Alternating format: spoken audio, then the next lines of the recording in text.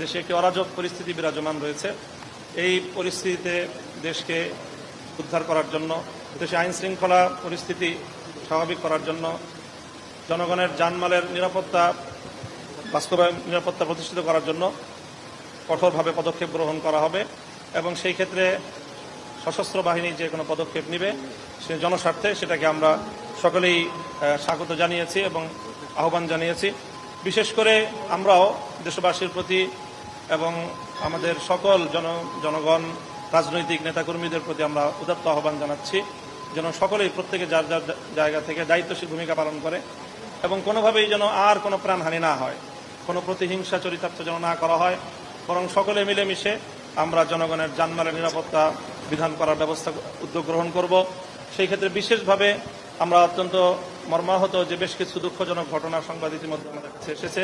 দেশের বিভিন্ন প্রান্তে আইন শৃঙ্খলা রক্ষাকারী বাহিনী, বিশেষ করে পুলিশের উপর অনেক বড় ধরনের বেশ কিছু আক্রমণ হয়েছে।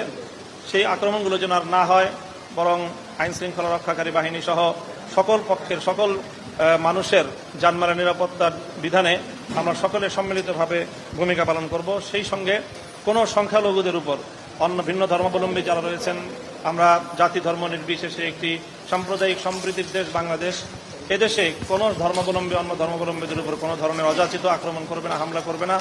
কাজে এই অরাজকতার সুযোগ নিয়ে বা এই বিশৃঙ্খলার এবং এই বর্তমান রাজনৈতিক পট পরিবর্তনের সুযোগ নিয়ে কেউ যেন সেই ধরনের কোনো পদক্ষেপ গ্রহণ করতে না পারে, সেজন্য আমরা বিশেষভাবে সকল দেশবাসীকে আহ্বান জানাচ্ছি।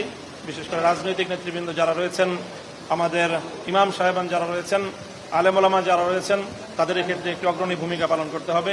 সেই জন্য আমরা দেশবাসীর প্রতি, আলেম সমাজের প্রতি বিশেষভাবে আহ্বান জানাবো যে সংখ্যালঘু এবং বিশেষ করে আইন শৃঙ্খলা রক্ষাকারী বাহিনী, পুলিশ সহ অন্যান্যদের জানমালের নিরাপত্তা এবং রাষ্ট্রীয় সকল স্থাপনাগুলো যেন নিরাপদ থাকে, সেজন্য আপনারা পদক্ষেপ গ্রহণ করবেন।